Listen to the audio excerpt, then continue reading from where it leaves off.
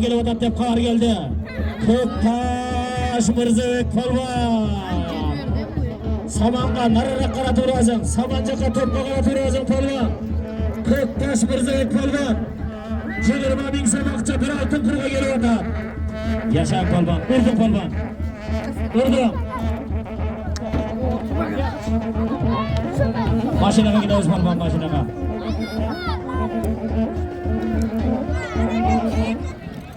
Qaniyat Vostog'unda dostlar. 20 bin so'mga Köktaş Mirzabek Polvon Qaniyat Poydin Vostok degan arg'umog'i bilan salib soldi. Barakaldi. Yaşar Polvon, yaşar. Peshanangga Xudo yaxshisin. Mirzabek, peshanangga Xudo yaxshisin ekan. Mana aka oltin qur, 20 bin so'm ақша.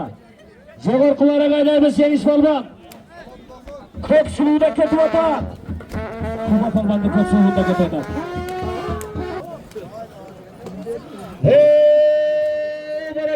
Mirzabek Polvon salım qutboldikan.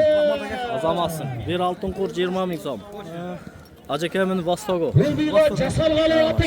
Yaxshi bo'ladi aka. Jamshidga rahmat cho'ng. Niyatda to'y qilganmiz.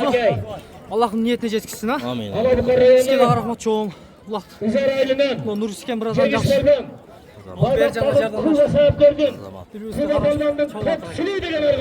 Rahmat.